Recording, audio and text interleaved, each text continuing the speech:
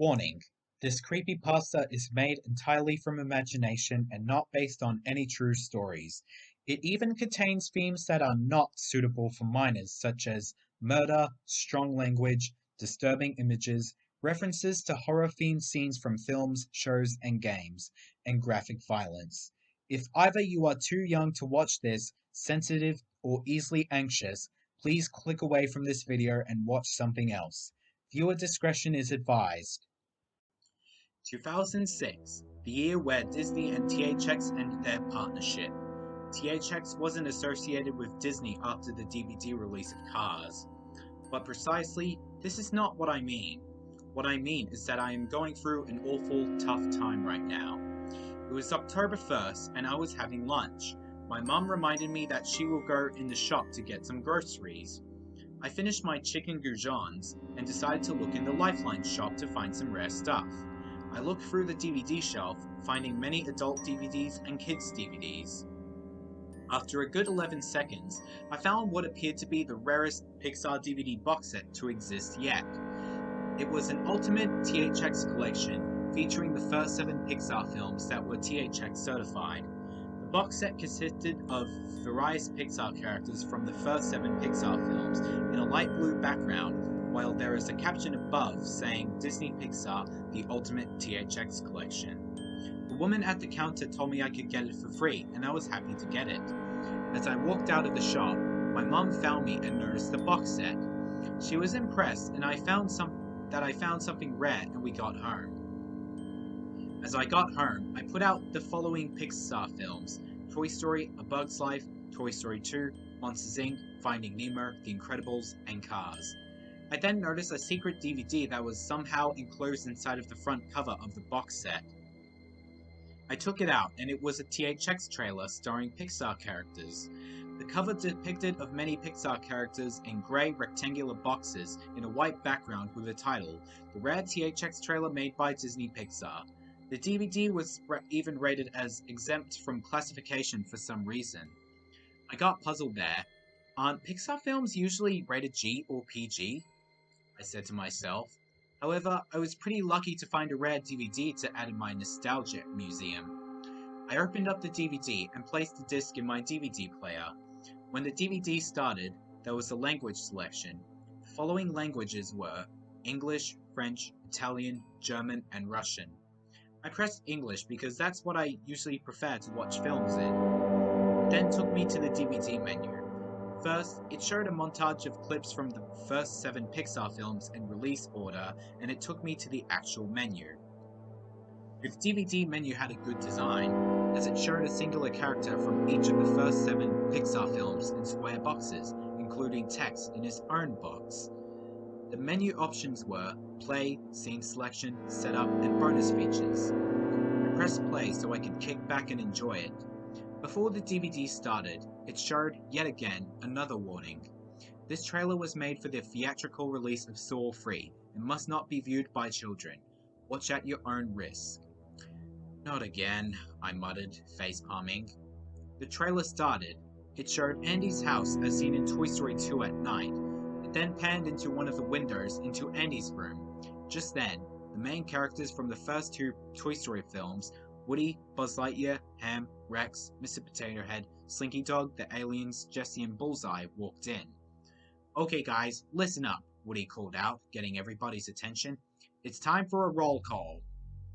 Woody then paced back and forth, mentioning each toy's name. Buzz? At your service, Woody, Buzz reminded. Jessie? Here, answered Jessie. Bullseye? Bullseye neighed, getting Woody's attention. Ham? You, Ham said. Rex? Here, said Rex. Slinky? Present, Slinky stated. Potato Head? I'm right there, Woody, Mr. Potato Head reminded. Aliens? Ooh, the 3 aliens said in unison. Good. Everybody is here, Woody said. Now guys, there is a crazy robot on the loose tonight, so since Andy is away for a sleepover, we better stay up all night and check if he tries to attack anyone. Just then, 2 familiar arms peered out of under the bed and grabbed the 3 aliens. Help us! One of the aliens cried. Oh no! Woody exclaimed. The arms then grabbed the aliens under the bed. "What just happened?" Buzz said in shock. "I've got to see what's under the bed," said Jesse, walking towards the bed. Buzz grabbed Jesse by the arm. "Don't, Jesse. There's something dangerous lurking through the house," Buzz reminded. "Guys, I have a weird feeling about this," Rex said in a nervous tone. "Don't worry, Rex. As long as the green guys are okay, we'll be safe," Slinky replied, trying to reassure Rex. "I guarantee whoever is in the house has this kind of mileage," Ham remarked. Mr. Potato Head then heard what sounded like his wife. "Sweetheart, let me in Andy's room." "I'm coming, dear. You'll be safe with us," Potato Head said, walking to the door. Once he opened the door, he got pulled away off-screen, screaming, and a familiar figure then flew out of the door. It was Tex. "Hey there, toys. It's Sexy Texy," Tex taunted. Rex let out a short scream of terror. "It's you," Buzz angrily shouted, pointing to the robot. "Get out of Andy's house, you monster," Woody yelled too. "Oh, we'll see about that, cowboy," Tex mocked. Tex then pressed the button on his chest to activate his jetpack and flew towards Slinky and grabbed him by the tail. Slinky screamed as he was being pulled by his lower half. Rex and Ham were concerned for Slinky. They grabbed him by both of his arms. Woody, Buzz, and Jesse decided to join in the tug-of-war, but Tex was too strong. Tex, laughing evilly, then lifted Slinky, Ham, and Rex into the air, and the other three toys let go of them. Tex then threw the piggy bank, dinosaur, and stretchable dog out of Andy's bedroom window, sending them flying through the air. Slinky, Rex, and Ham screamed as they soared straight in the air until they landed on the road and got run over by an incoming truck. "Who else wants to be tortured by Sexy Texy?" Tex asked. "Nobody hurts our friends," Jesse shouted with realistic aggression. Jesse jumped onto Bullseye's back and the duo charged up towards Tex, but Tex used his Mucan, tipped it upside down, and created a shockwave, causing them to fly into portals that resembled hell. We heard what sounded like flames engulfing, and Jesse letting out a scream of anguish, while Bullseye, on the other hand, can be heard whinnying loudly. "Jesse! Bullseye!" Woody and Buzz shouted in horror. "Time for your times to go now, you two," Tex asked creepily. "Buzz, we've got to get out of here," Woody reminded Buzz. Buzz and Woody then ran to Andy's desk to evacuate through the window. As Buzz was about to jump out of the window, he was suddenly grabbed on the waist by Tex's arms. "Woody, help!" Buzz cried. Woody was stunned. "Leave him alone!" he shouted. Woody grabbed Buzz by his hand, while Tex grabbed him by the waist, leading to a tug-of-war. Not long after, Woody was snatched on the ankle by the mismatched toy arms from the second film. They plucked him into the air, swinging him around. "Woody, no!" Buzz yelled. Woody began screaming as the mismatched toy arms swung him around the room and finally flung him into an opening portal, leading to the same area from Woody's nightmare, also from the second film. Woody landed on the ground. He heard Tex coming. He hid behind the dustbin so he won't find him. Tex was seen in the shadows and walked around to look for Woody. "Oh, cowboy, where are you?" Tex cooed. "Don't worry, I'm only going to hurt you really bad." Just then, Woody was grabbed by the head by the mismatched toy arms. He yelled in startlement. Tex had found him. He yanked Woody out of the mismatched arms' grip. "You're not going to like what I put in that trash can," Tex said, before letting out a chuckle. What? What did you put in there?" Woody asked nervously. Tex then held him over the dustbin, and it was revealed he put in a pool of blood. "Adios, Sheriff," Tex yelled in encouragement. "Wait, please, don't, no!" Woody said as Tex lowered his hand down into the puddle. Just then, the mismatched toy arms appeared out of the dustbin, covered in blood. The blood drained through the dustbin and proceeded to pull him down. Tex began laughing maniacally as Woody was sinking. Woody screamed, but it wasn't Tom Hanks' voice, it was the famous classic Howie scream. Just then, Tex closed the dustbin by putting the lid on. Just then, it showed a shot of the laugh floor in the dark from Monsters, Inc. Sully and Mike were guarding it for duty in case of any criminals. They were guarding Boo's door because they didn't want to leave her behind. Sullivan, Wazowski, I'm here, Tex's voice said. Did you hear that, Sully? Mike asked in fear. Yes, I hear it, Sully replied. Just then, the duo heard a chainsaw starting up. Mike, I have a bad feeling about this, Sully said. Just then, Tex dropped down in front of Mike and Sully, startling them. Hey there, monsters. Why don't you scare children anymore? Tex said sinisterly. We don't scare children anymore because I've seen a look on a petrified little girl's face. That's why, Sully replied. You heard what my friend said. Now get out, Mike berated. You know what? In that case, Tex said as he grabbed out a chainsaw from the back of his belt. Tex then started up the chainsaw. Sully and Mike gasped in shock. Mike, we gotta hide in Boo's room, Sully told Mike. The two monsters then ran through Boo's door and locked it. Kitty? Boo asked. There's no time for Kitty, Boo. There's a psychotic robot trying to kill us, Sully exclaimed. Just then, Chainsaw then poked through Boo's door. Boo screamed, Mike fell back in shock, and Sully gasped. Tex then poked his head through the hole and said, Here's Texie! Sully, what do we do? Mike asked. I don't know. There's no other way to get rid of him, Sully responded. Tex then sawed the rest of Boo's door down with its chainsaw. Hey, Wazowski, what do you look like as a bowling ball? Tex asked evilly. You do not want to know what I look like as one. In fact, you are a lot worse than Randall, Mike berated. Okay, let's go bowling with Tex the T-Rex, he said. Tex then started up his chainsaw, getting ready to kill Mike. Hey, if you kill him, I will call the CDA, Sully angrily shouted. Tex slowly walked up towards Mike with the chainsaw still running. Please, no, don't do this. No, no, no! Mike screamed. Tex then threw his chainsaw up into the air and slammed it down on Mike's arms and legs, laughing wickedly. Mike screamed with realistic emotion. His actor Billy Crystal sounded like he was being tortured really badly. Bruce screamed and cried at the same time, watching what was happening. Sully covered her eyes, screaming with her. Tex then stopped sawing Mike, and he had sawed his arms up and legs off clean, though a bit of blood could be seen. Mike had no pulse. Boo cried for a bit. Mike Wazowski, Boo moaned. Oh, don't forget this. He opened up his mouth widely and let out both a scream and a deep note at the same time. Sully and Boo covered their ears because of how loud it was, trying to block out the sound. Sully's ears began to bleed at that moment. The sound was loud for my DVD player too. I covered my ears as well. Sully used his other arm to grab a vase on Boo's shelf and smashed it over Tex's head. The deep note and scream stopped. I uncovered my ears, but my ears were bleeding. Ow, Tex said, rubbing his metallic head. That's it. It's time for me to kill you for real. Tex threw a pipe bomb into Boo's room. Boo squealed in horror and Sully gasped. Tex then flew out laughing maniacally through the hallway so he doesn't get engulfed in flames.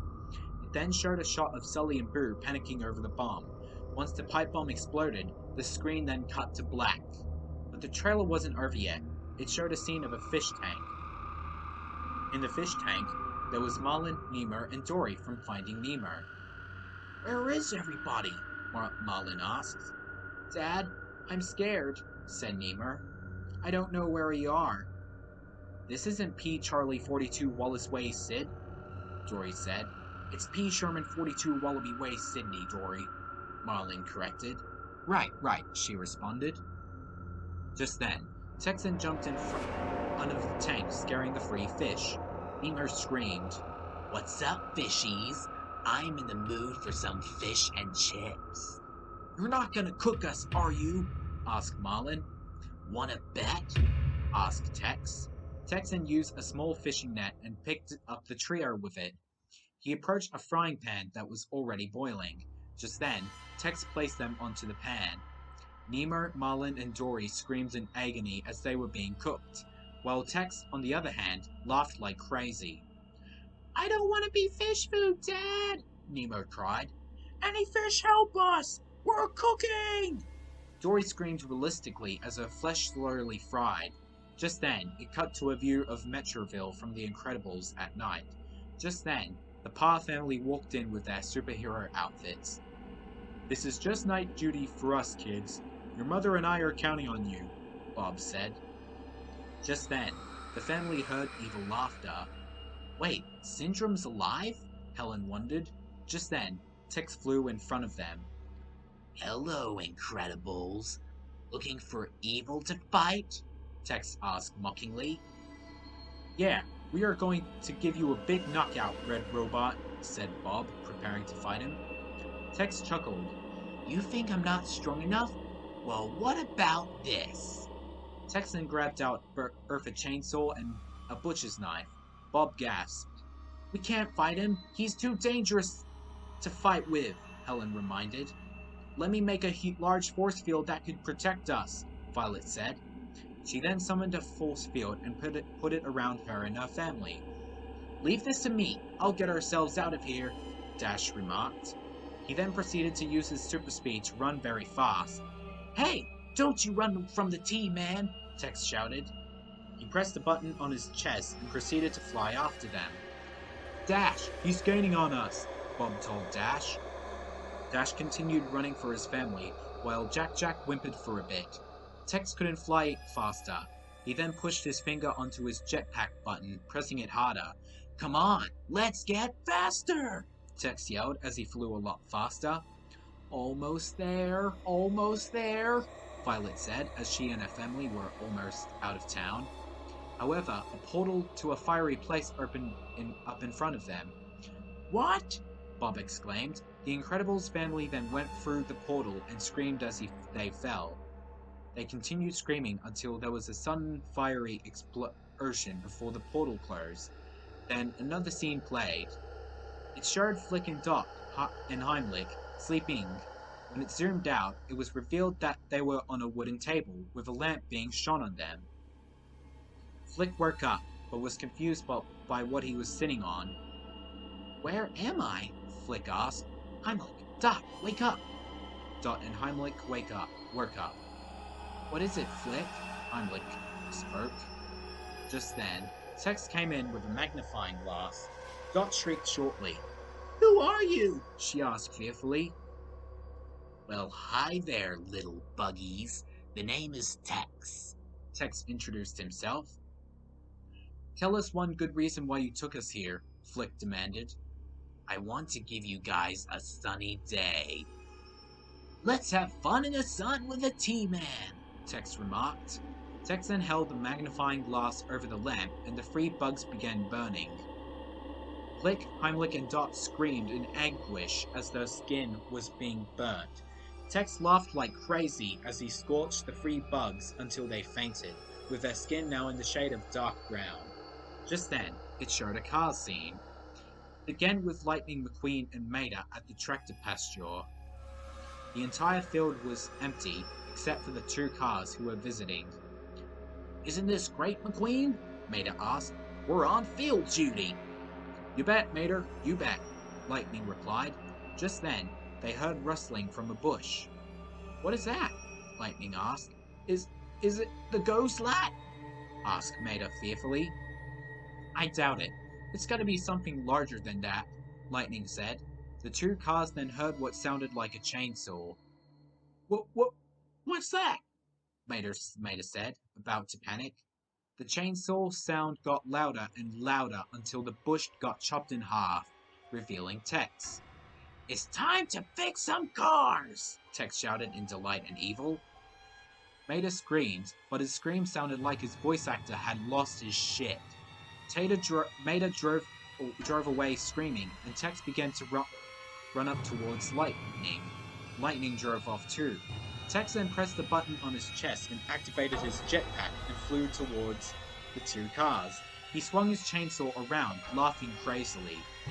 As Lightning and Mater were about to evacuate the field, Tex suddenly teleported in front of them. Tex then flew towards Lightning, about to swing his chainsaw down him. on him. Right before his chainsaw was about to make contact with lightning, the screen cut to black. It showed a black screen for 5 seconds, until it showed a wide shot of the THX logo in a dark background. Pixar mascot, Luxo Jr. can be seen on the ground, broken. Just then, the screaming deep note raised and played. This time, it featured many screams that belonged to various Pixar characters, including those of Woody's, Buzz's, Sully's, Mike's, Flick's, Nemo's, and Lightning McQueen's. Just then, text dropped down to the ground as if it were a jump scare and faced the audience. Hello, Pixar fans. It's Texing. I have murdered your precious Pixar characters. Want to know why? Because they disrespect me and my logo. If either of you are ever scared of me, Texie's coming for you. Farewell. Text then flew away into the night sky, laughing evilly. Just then, the THX slogan, "The audience is listening," dropped down. The screen then faded to black, but not long after, it showed a close-up shot of Woody screaming after waking up from his nightmare from Toy Story 2, only that he is crying blood and his eyes were red rather than brown, accompanied by the Howie scream, scaring the crap out of me. Just then, the DVD ended and it took me back to the menu. I was going to take out the DVD, but I thought I should look through the bonus features. The bonus features were the free text trailers, Tex's debut, Mukan, and Action, the trailers of the first 7 Pixar films, and a web link to Pixar's website. When my mum came home, I showed her what I saw on the DVD. Fortunately, she knew I was telling the truth. I managed to grab a few screenshots before she burnt the DVD, but not the other DVDs. I didn't sleep for the night. I dreamed of many different ways Tex could kill me. Drowning me in a bloody puddle, killing me with a chainsaw, frying me alive, sending me into a portal to hell, and burning me with a magnifying glass. Obviously, this is one of Adam Kennington's sick tricks. At least that bastard has 20 years of imprisonment. There are so much weird animators out there.